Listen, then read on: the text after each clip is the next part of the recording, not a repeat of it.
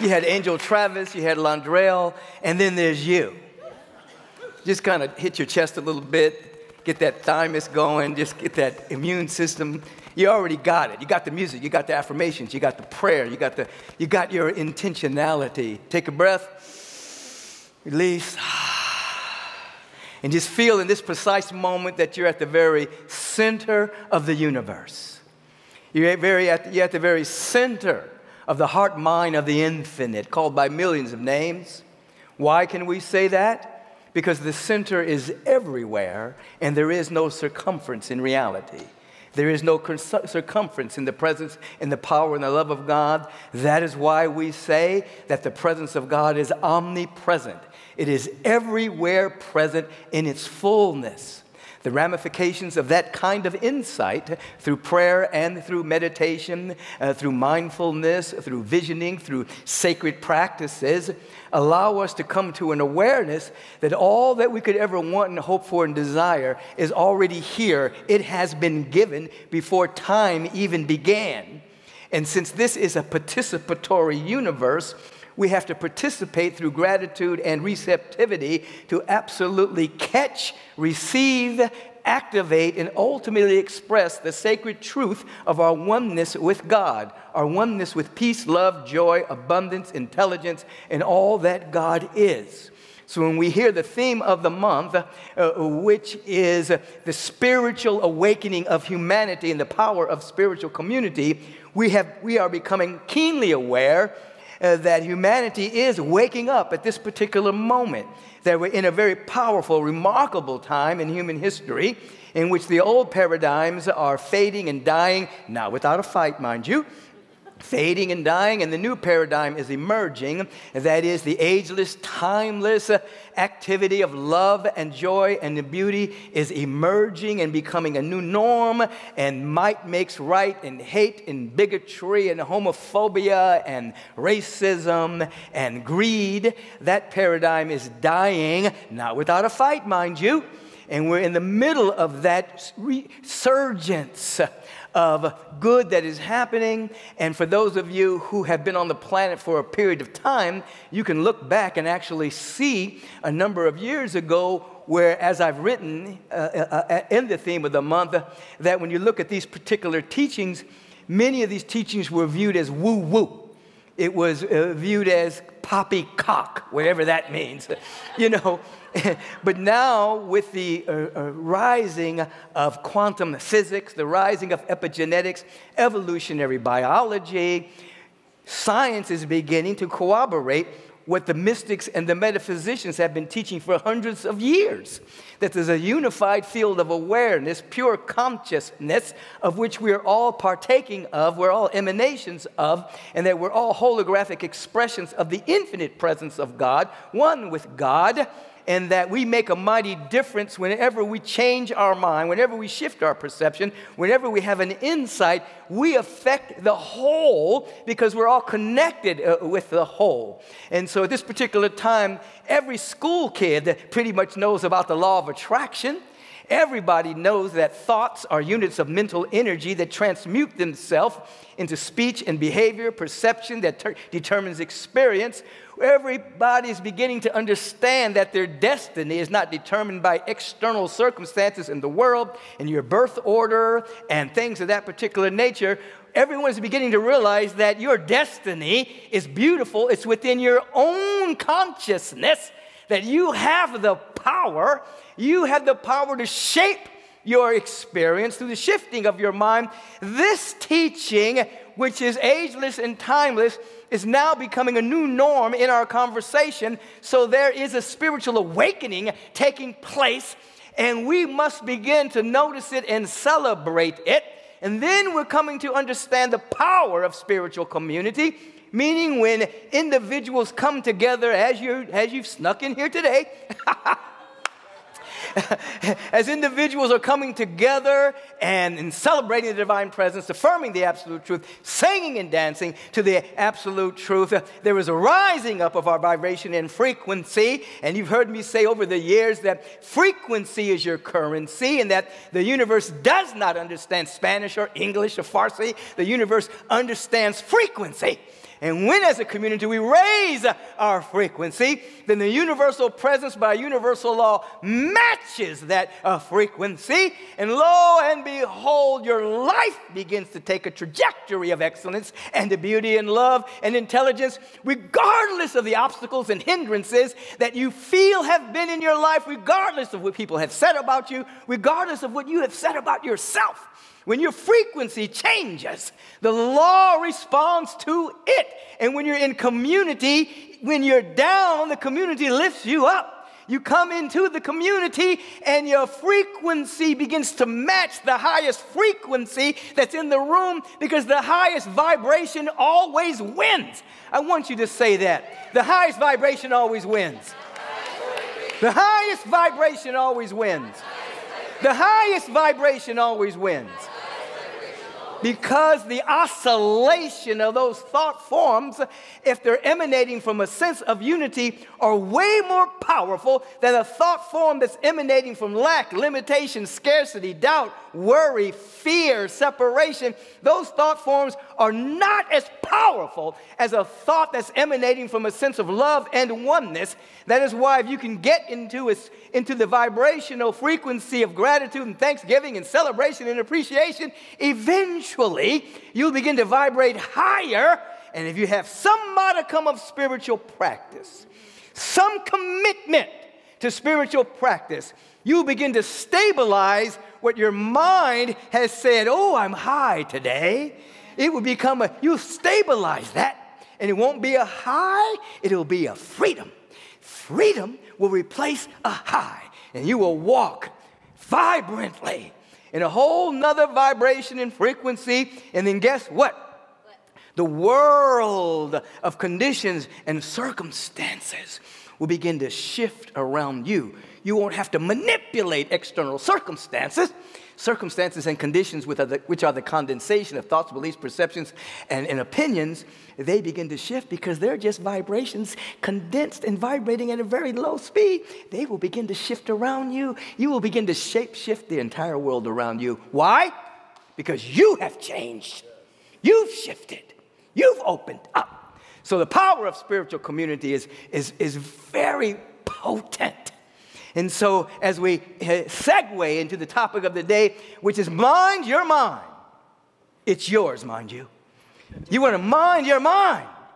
And oftentimes, because the untrained mind, those individuals who are just moving through the world without intentionality, individuals that are moving through the world and waiting to see what's going to happen before they become happy, waiting to see what's going to happen and then react to it. The untrained mind has a tendency to have a negative bias. That is, there is a hypnotic spell towards negativity, towards fear, towards doubt, towards worry, towards a belief in scarcity, towards a belief in not enoughness, which leads to greed and avarice and stealing and manipulation and things of that particular nature. And there becomes a negative bias by which the mind gets indubitably, I've always wanted to use that word, the mind gets indubitably hypnotized into looking for the negative. You scan your particular mental practices, unconscious as they may be, and notice if, in fact, you wake up, you're going through your day, and your mind is on a search for the negative that may happen in your life, or whatever's negative going on in your life, or whatever obstacle is there. And a clue to the negative bias is just look at your normal complaints throughout the course of the day. That's your clue to the mind being trained towards your negative bias. You see? It's a hypnotic spell. And basically, it blocks you from seeing the infinite opportunities that are all around you. As Angel Travis was saying, and she was talking about the universe and the presence has got your back. The universe is progressive. The universe is full to overflowing with the love and the beauty and the intelligence and the life of God Almighty, all beauty and all joy. It's everywhere, but you can't see it.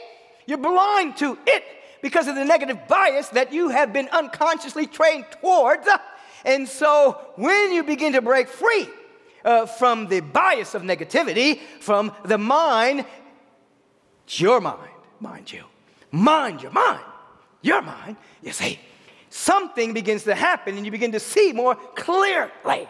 And so what you want to do is come to an awareness that there are people that snicker and laugh at the words wonderment and enchantment and childlike nature. They think it is fluff. But when you begin to remember when you were a child, nonverbal, you had a nonverbal awareness of your enchantment of your imagination and the possibility. And oh my God, there's so many things to explore, so much creativity, so many things to do. Oh my God, you were like a child, even though it may have been a nonverbal kind of vibration in your awareness, but it was just, you're open, you're creative, you see. And then the world became whatever it became. You had particular experiences. You were trained to condense your thought and to be absolutely serious. You trained to become an adult. You remember the old statement, once an adult, twice a child. That's the blessing. And so you want to begin to open yourself up to that childlike nature, and you want to combine it with the skills and the talents and the things that you have learned as you have grown into your adulthood. You don't throw that away. Everything that you know in terms of your skill, things that you've learned in your businesses and your relationships and your places of employment. You've learned some things. You've learned some best practices, but they are in the realm of the known. Their childlike nature embraces the realm of the unknown. And if you live primarily in the realm of the known, you block the mystery. You block the vision. You're living as an academician or a theologian, which is deadness, you see. It's just what you know. You want to live as a child combined with what you know so that there is an unfolding of the mystery of life moving through you, which is why Yeshua ben Joseph said in substance, be ye as a child that you may enter into heaven. You may enter into the realm of ever-expanding good. So you want to move yourself in your prayer and practice into an awareness of that childlike nature. Everything is possible. Childlike nature, wonder and all. Look at a leaf on a tree and just get enthralled by that leaf being the only leaf exactly like that particular leaf, and there'll never be another leaf exactly like that leaf. And the leaves on the tree are for the healing of the nation, that those leaves are unique, distinct, individual expressions, all connected to the branch and to the trunk. They don't compete with each other at all. They're all unique expressions of the leaf. You just look at a leaf and you just come into like a child, like, oh my God, what a beautiful leaf. What a beautiful piece of grass. Oh my God, the sky would never look like this exactly again. Oh, the ocean is so beautiful. Oh, even the grass breaking through the cement reveals the power of life oozing itself into expression. Be ye as a child. Combine it with what you think you know. But don't let what you think you know block the mystery, you see. And then these are the blessings. When, in fact, you open yourself up through prayer and meditation to this dynamic, you get to reclaim the life that you think you lost. You got to hear this now. Time is not linear. It is cyclical. It bends back on itself, which means it's the measurement of distance between objects and the measure of an experience, a duration of experience that you have in your mind. In other words, time is not real. Meaning that it is not permanent. It's malleable. Now, what does that mean for us? That means when you come into a level of coherence around your inner nature and being, you get the years that the locusts have eaten. What does that mean? All of the time you think you have wasted in your life, and you're beating yourself up. Oh, when I was 20, I made that bad mistake. And then I did this when I was 30. And then I should have done this. I made the wrong choices in my life. And then you're in time, and you're beating yourself up about the past and what you didn't say and what you did say and what you shouldn't have said and what you should have done. You're in time. You're lost in time and space. Will Robinson, you're creating danger. But once you wake up to your real nature and being, time disappears. That's when a healing happens.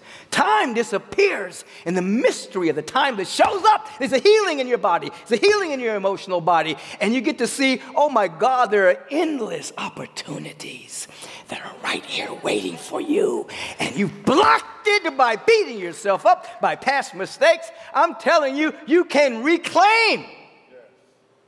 You can reclaim everything you think you lost because you didn't lose it spiritually.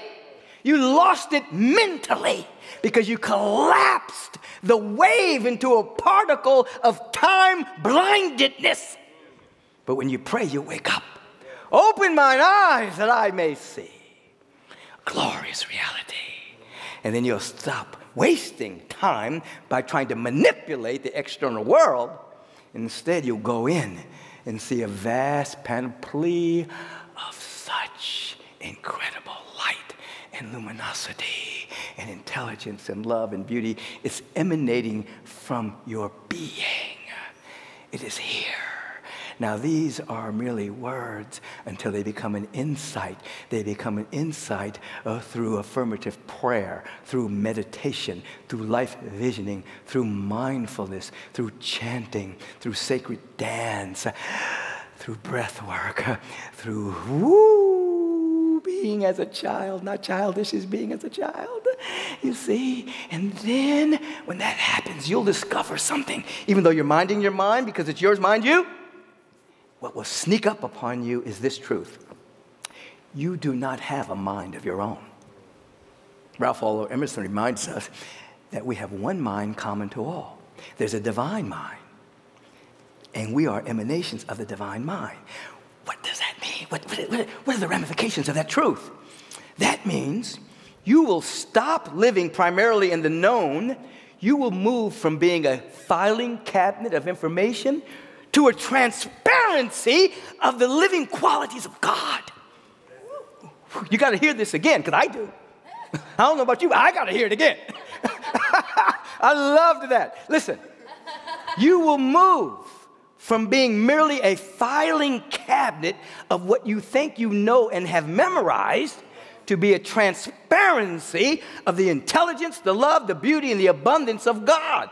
In other words, you will live from let me see what's coming, rather than, I know.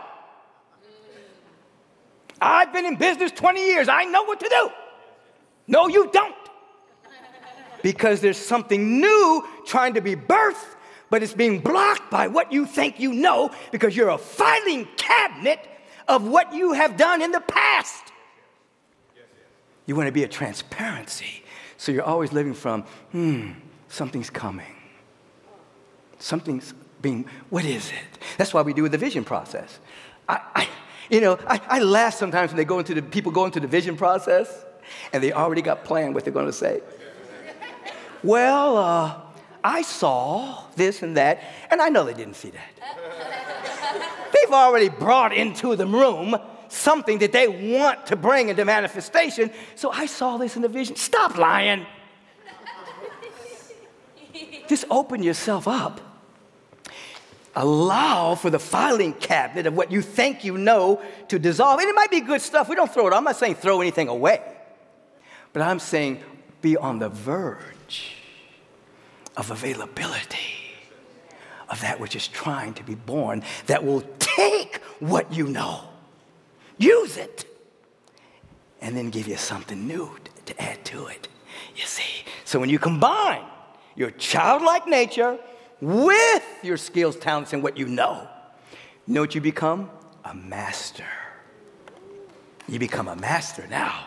Because now, you look at these musicians. They know the scales. They've practiced. They know how to play music. They can read music. But something happens when they go into the zone. What they don't know comes in and takes over. Uses what they do know. Music that they never played before. John Coltrane was a master at that. He knew the scales. He was one of the greatest tenor saxophone players because he was so skilled in articulating. He trained himself so well that sometimes the reeds were bloody because he had trained so well. But then something happened and the divine started taking over. Took his training, took his skill, and took it to a whole nother level, and people were like transfixed by the music that was coming out of him because it wasn't him just copying Dizzy Gillespie or Charlie Parker. It was something new that got born.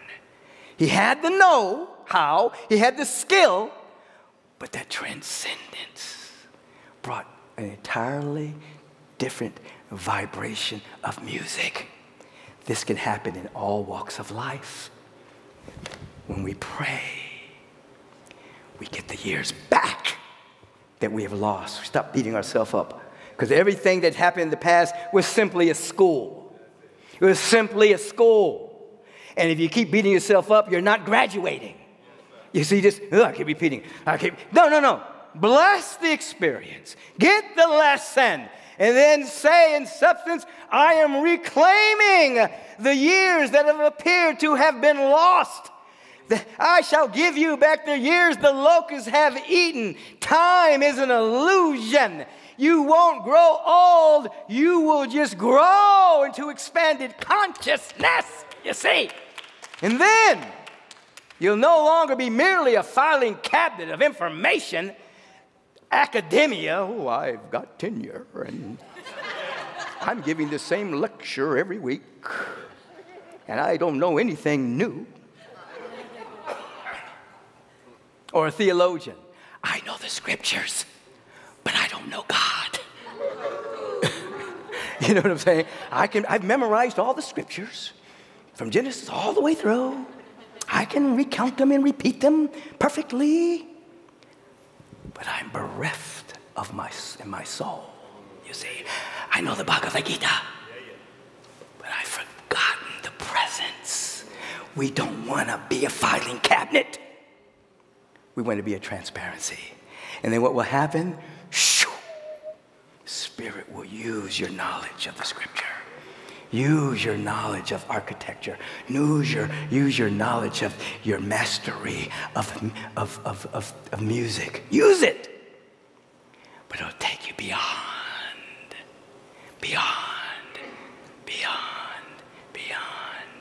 So when you hear mind your mind, it's yours, mind you. You begin to be aware of the bias towards negativity, and you practice. What do you practice? You practice gratitude for every little thing in your life until you develop a bias for gratefulness. A virus, okay. Bias and virus. A virus for gratitude, a virus for thanksgiving, a virus for joy. You begin to look for that until that becomes your new habit. This is not fufu. Fufu is a good food in Africa, though. It's not poppycock, you know. It's like a practice, and then you become more prone to seeing what your ego can't see, because your ego is only primarily protecting you in the known, but outside of the ego perception, there is a vast sea, infinite sea of so much good and love and beauty and intelligence that when it becomes active, your surface mind will say, a miracle happened today. Will say, I didn't know how I was going to get out of this, but oh my God, something, it just oozed through me. I thought I knew, but I didn't know. Like Job finally waking up and saying, I've heard about God through the hearing of my ears, but I see it, but I can't even describe it. It's so good, so good. I want you to know that in the midst of you right now, there's a power, a presence, and a love beyond your wildest imaginings, but you won't get there primarily through the intellect. You will get there through your heart. You'll get there through your soul. You'll get there through spiritual practice. And then when you get there, you realize there is here.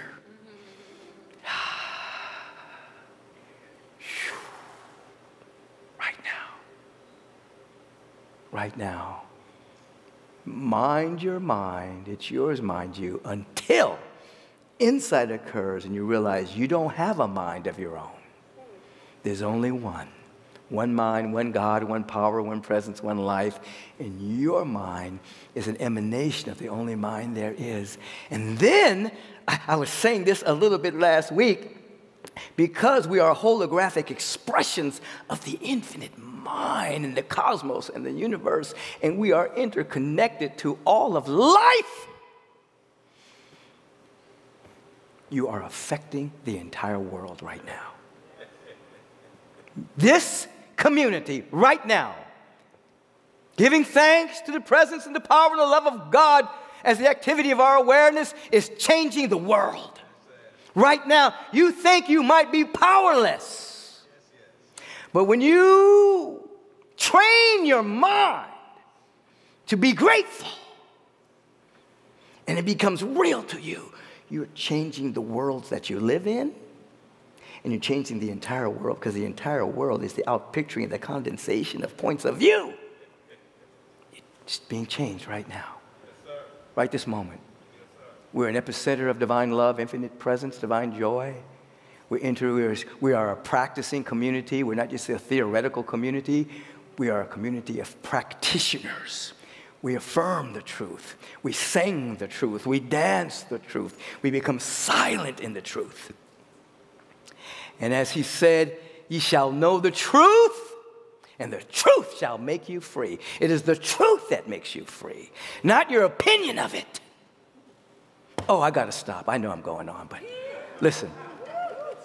Let me just say one thing about the truth. No one heals anyone else. It is the active truth that heals.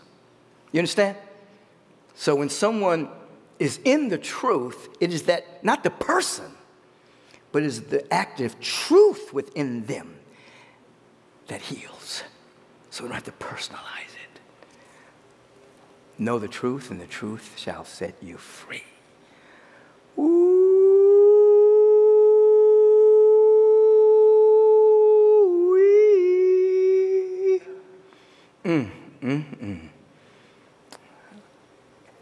It should be illegal how good I feel.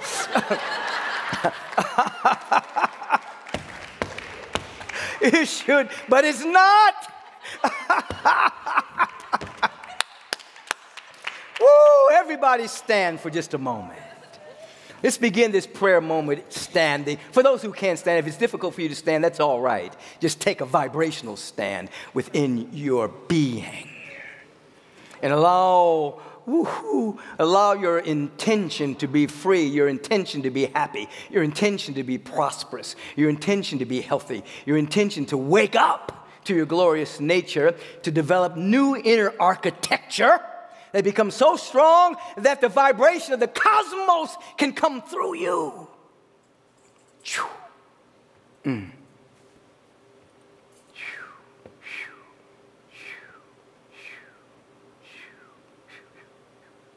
Turn within for a moment. Turn within. Close your outer eye with me for a moment. And allow yourself to be so grateful and so thankful. Just become so grateful that the taste in your mouth changes. That you can feel the amrit. You can feel this wonderful liquid going down your throat. You can feel, wow. Be so grateful. Be so thankful. For anything at all. Your body chemistry is changing. The tonic chemicals are rushing from your inner pharmacy. You're becoming younger right now. The body temple is becoming younger right now. You're getting the years back that the locusts have eaten right now. I declare it, decree it. Yes. Now. From this consciousness of gratitude and thanksgiving and appreciation, we're recognizing a great presence that is everywhere. And because it is everywhere, it is right where we are. It is right where we are. It is right where we are. All of it, not just part of it. Okay. Why did I say that? Because the presence of God cannot divide itself into parts. It's everywhere, fully present. In a leaf, in a blade of grass, every human being, every sentient being, a tree, the rivers, carry the fullness of God. It's everywhere. We're recognizing it. Okay. Oh my God.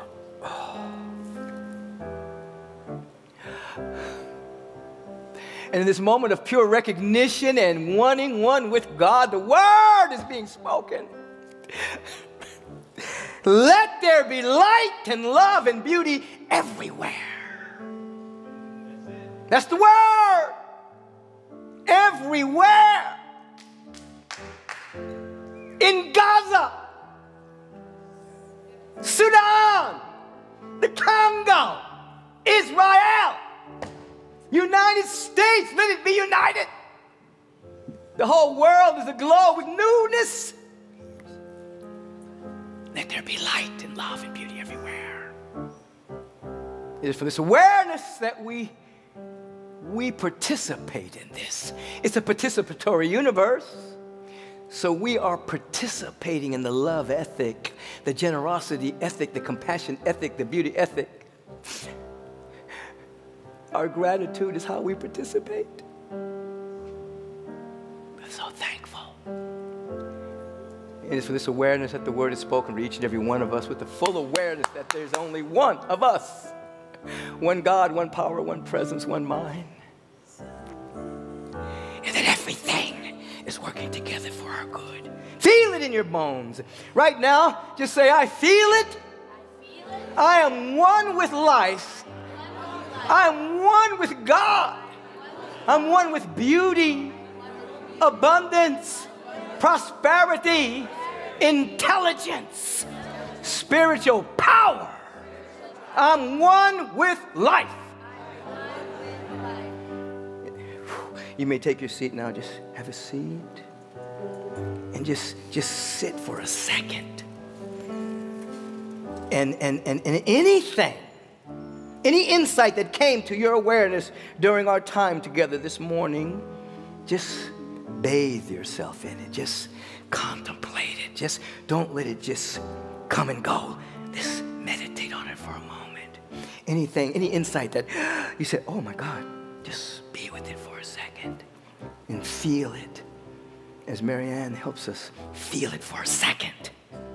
Oof.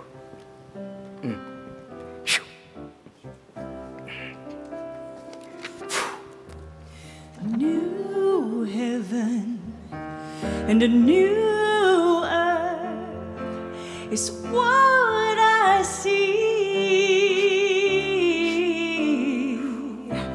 'cause something else is more important to me. Well, I'm changed. I'm changed. God is first in my life. Oh yes, God is first in my life. Well, yeah, I'm changed. I'm changed. God is first in my life. Second to none. Something's changed in me. Something's changed in me. Something's changed in me. Something's changed in me. Something's changed in me.